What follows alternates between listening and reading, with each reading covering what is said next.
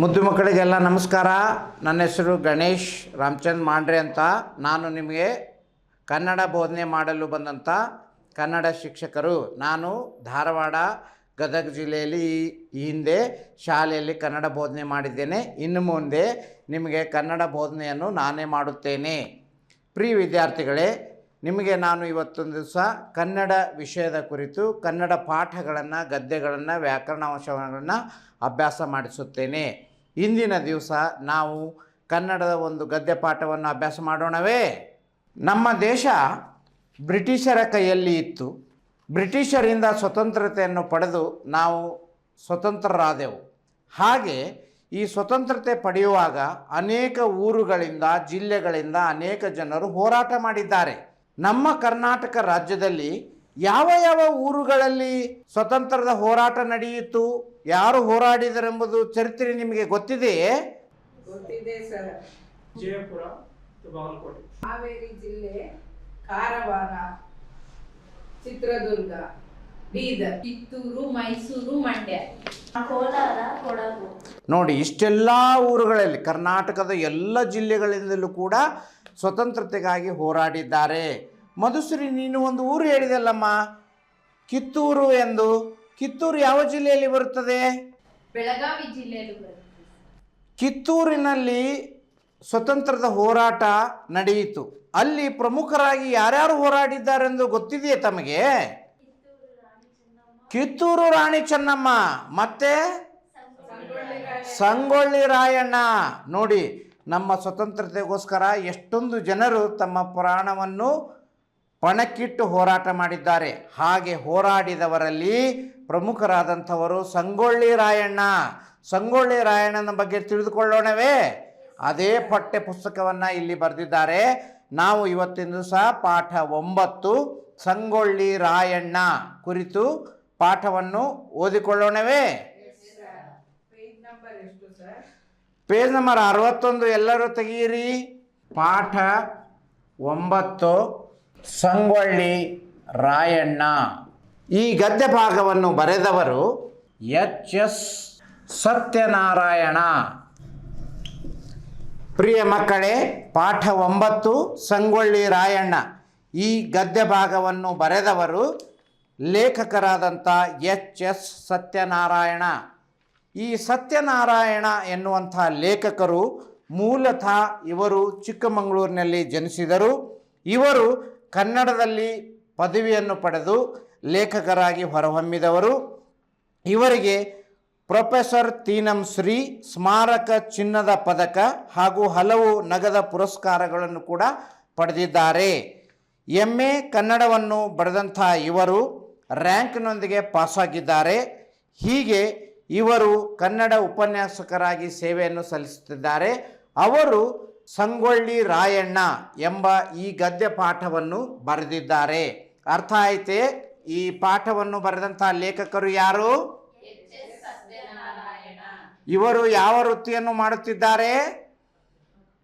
ಕನ್ನಡ ಉಪನ್ಯಾಸಕರಾಗಿ ಸೇವೆಯನ್ನು ಸಲ್ಲಿಸುತ್ತಿದ್ದಾರೆ. ಹಾಗಾದರೆ ನಾವು ಸಂಗೊಳ್ಳಿ ರಾಯಣ್ಣ ಪಾಠವನ್ನು ಓದೋಣವೇ? ನಾನು ಮೊದಲು ಓದುತ್ತೇನೆ, ಚೆನ್ನಾಗಿ ಕೇಳಿಸಿಕೊಳ್ಳಿ, ನಂತರ ನೀವು ಓದಬೇಕು. ಅರ್ಥ ಆಯಿತೆ? ಪಾಠ 9 ಸಂಗೊಳ್ಳಿ ರಾಯಣ್ಣ. ಕರ್ನಾಟಕದ ಜನರಿಗೆ ಕಿತ್ತೂರಿನ ಹೆಸರನ್ನು ಕೇಳಿದಾಕ್ಷಣ ನೆನಪಿಗೆ ಬರುವ ಹೆಸರುಗಳೆಂದರೆ ರಾಣಿ ಚೆನ್ನಮ್ಮ ಹಾಗೂ ಸಂಗೊಳ್ಳಿ ರಾಯಣ್ಣ ಎಂಬವು. ಇದರ ಜೊತೆಗೆ ಸ್ವಾಮಿ ಕಾರ್ಯಕ್ಕೆ ಜೀವತೆತ್ತ ವೀರಾಗ್ರಹಣಿ ರಾಯಣ್ಣನ ಬದುಕಿನ ಚಿತ್ರ ಸ್ಮೃತಿಪಟಲದಲ್ಲಿ ತೇಲಿಬರುತ್ತದೆ. ನಾಡ ಉಳಿವಿಗಾಗಿ ಹೋರಾಡುವುದು ಕೇವಲ ರಾಜರ ಕೆಲಸವಲ್ಲ, ಅದು ಸಾಮಾನ್ಯ ಜನತೆಯ ಆದ್ಯ ಕರ್ತವ್ಯವೂ ಹೌದು ಎಂಬುದನ್ನು ತೋರಿಸಿಕೊಟ್ಟ ಕಲಿ ಸಂಗೊಳ್ಳಿ ರಾಯಣ್ಣ.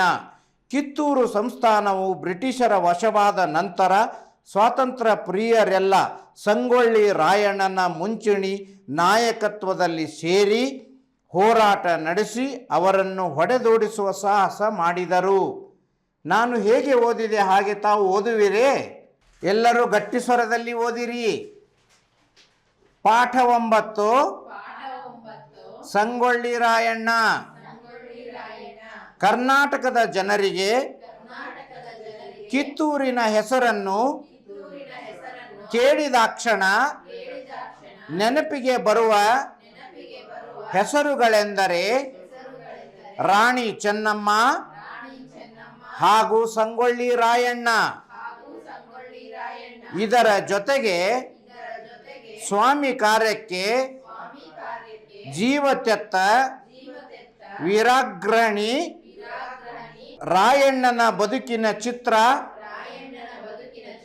ಸ್ಮೃತಿ ಪಟಲದಲ್ಲಿ ತೇಲಿ ಬರುತ್ತದೆ. ನಾಡ ಉಳಿವಿಗಾಗಿ ಹೋರಾಡುವುದು ಕೇವಲ ರಾಜರ ಕೆಲಸವಲ್ಲ. ನೋಡಿ, ಹೀಗೆ ಕನ್ನಡವನ್ನು ಸ್ಪಷ್ಟ ಗಟ್ಟಿ ಸ್ವರದಿಂದ ಓದಬೇಕು. ನಾಳೆ ನೀವೆಲ್ಲ ಒಬ್ಬೊಬ್ಬರೇ ಬಂದು ಓದುತ್ತೀರಾ? ಪ್ರಿಯ ವಿದ್ಯಾರ್ಥಿಗಳೇ, ಈಗ ಪಾಠಕ್ಕೆ ಬರೋಣ.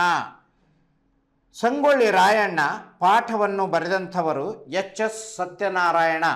ಇವರು MA ಕನ್ನಡ ಪದವಿಯನ್ನು ಪಡೆದ ಖ್ಯಾತ ಲೇಖಕರಾಗಿದ್ದಾರೆ. ಕನ್ನಡ ಸಾಹಿತ್ಯದಲ್ಲಿ ತಮ್ಮದೇ ಆದಂಥ ಕತೆ ಕವನವನ್ನು ಬರೆದು ಪ್ರಸಿದ್ಧರಾಗಿದ್ದಾರೆ. ಅವರು ಈ ಪಾಠವನ್ನು ಬರೆದಿದ್ದಾರೆ. ಕರ್ನಾಟಕದ ಜನರಿಗೆ ಕಿತ್ತೂರಿನ ಹೆಸರನ್ನು ಕೇಳಿದಾಕ್ಷಣ ನೆನಪಿಗೆ ಬರುವ ಹೆಸರುಗಳೆಂದರೆ ರಾಣಿ ಚೆನ್ನಮ್ಮ ಮತ್ತು ಸಂಗೊಳ್ಳಿ ರಾಯಣ್ಣ ಅನ್ನುವಂಥ ವಿಷಯವನ್ನು ಲೇಖಕರು ನಮಗೆ ಪರಿಚಯ ಮಾಡಿಕೊಡುತ್ತಿದ್ದಾರೆ. ಇಲ್ಲಿ ಇವರು ಸೇವಕರಾಗಿ ಸೇವೆ ಸಲ್ಲಿಸಿದಂಥ ರಾಯಣ್ಣ ರಾಣಿ ಕಿತ್ತೂರು ಚೆನ್ನಮ್ಮನಿಗೆ ಒಬ್ಬ ನಿಷ್ಠಾವಂತ ಸೇನಾನಿಯಾಗಿದ್ದ. ಅವನ ಹೋರಾಟದ ಫಲವಾಗಿ ಕಿತ್ತೂರು ಸ್ವತಂತ್ರಗೊಂಡಿತು.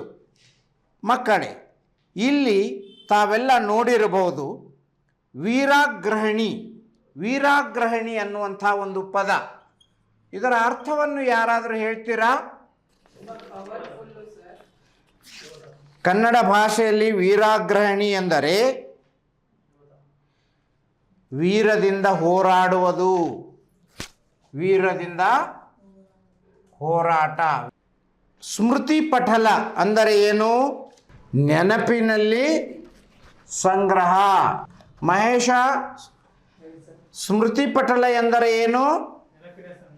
ನೆನಪಿನ ಸಂಗ್ರಹ. ಹಾಗೆ ರಾಯಣ್ಣನನ್ನು ನಾವು ಯಾವಾಗಲೂ ನಮ್ಮ ಸ್ಮೃತಿ ಪಟಲದಲ್ಲಿ ಇಟ್ಟುಕೊಳ್ಳಬೇಕು, ಅಂದರೆ ಯಾವಾಗಲೂ ನೆನಪಿಟ್ಟುಕೊಳ್ಳಬೇಕು ಎಂಬುವುದೇ ಈ ಒಂದು ಶಬ್ದದ ಅರ್ಥವನ್ನು ಲೇಖಕರು ಇಲ್ಲಿ ಬಳಸಿದ್ದಾರೆ.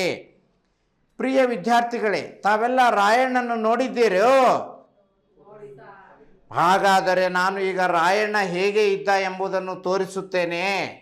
ನನ್ನ ಲ್ಯಾಪ್ಟಾಪ್ನಲ್ಲಿರ್ತಕ್ಕಂಥ ಒಂದು ದೃಶ್ಯದ ಮೂಲಕ ರಾಯಣ್ಣನನ್ನು ಹೇಗೆ ಹೊಗಳುತ್ತಾರೆ, ರಾಯಣ್ಣ ಹೇಗೆ ಇದ್ದ ಎಂಬುದನ್ನು ಈಗ ನೋಡೋಣವೇ?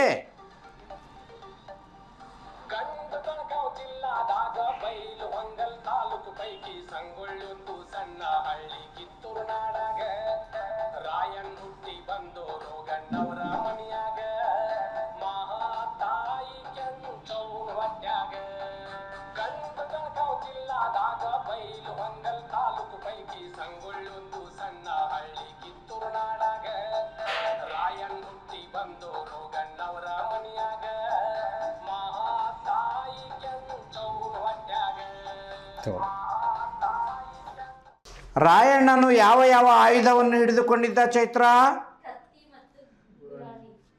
ಕತ್ತಿ ಮತ್ತು ಗುರಾಣಿ ರಾಯಣ್ಣನ ಆಯುಧಗಳಾಗಿದ್ದವು. ಯುದ್ಧ ಮಾಡುವಾಗ ರಾಯಣ್ಣ ವೀರಾವೇಶದಿಂದ ಹೋರಾಟ ಮಾಡುತ್ತಿದ್ದನು. ಈಗ ಪ್ರಿಯ ವಿದ್ಯಾರ್ಥಿಗಳೇ, ನಾನು 2 ಪ್ರಶ್ನೆಗಳನ್ನು ಕೇಳುತ್ತೇನೆ. ಪ್ರಿಯ ವಿದ್ಯಾರ್ಥಿಗಳೇ, ಈಗ ಇದುವರೆಗೆ ಸಂಗೊಳ್ಳಿ ರಾಯಣ್ಣನ ಗದ್ಯವನ್ನು ಓದಿದಿರಲ್ಲವೇ? ಕೇಳಿದಿರಿ. ಈಗ ಕೆಲವು ಪ್ರಶ್ನೆಗಳನ್ನು ಕೇಳುತ್ತೇನೆ, ತಾವು ಉತ್ತರಿಸುತ್ತೀರಾ? ರಾಯಣ್ಣ ಎಲ್ಲಿ ಜನಿಸಿದನು? ಬೆಳಗಾವಿ ಜಿಲ್ಲೆಯ ಸಂಗೊಳ್ಳಿ ಗ್ರಾಮದಲ್ಲಿ ಜನಿಸಿದನು. ಹಾಗಾಗಿ ಅವನಿಗೆ ಸಂಗೊಳ್ಳಿ ರಾಯಣ್ಣ ಎಂಬ ನಾಮಖ್ಯಾತಿಯು ಬಂದಿರುತ್ತದೆ. 2ನೆಯ ಪ್ರಶ್ನೆ, ಸಂಗೊಳ್ಳಿ ರಾಯಣ್ಣನ ತಂದೆ ತಾಯಿ ಯಾರು? ಇದನ್ನು ನಾಳೆ ಬರೆದುಕೊಂಡು ಬರುತ್ತೀರಾ? ಗದ್ಯ ಪಾಠವನ್ನು ಗಟ್ಟಿಯಾಗಿ ಓದಬೇಕು. ಸರತಿ ಸಾಲಿನಲ್ಲಿ ನಾನು ನಿಮಗೆ ಓದಿಸಿಕೊಳ್ಳುತ್ತೇನೆ. ಎಲ್ಲರೂ ಸಿದ್ಧತೆಯನ್ನು ಮಾಡಿಕೊಂಡು ಬರುತ್ತೀರಾ? ಇಲ್ಲಿಗೆ ಈ ಪಾಠವನ್ನು ಮುಗಿಸೋಣವೇ? ಧನ್ಯವಾದಗಳು. ಧನ್ಯವಾದ.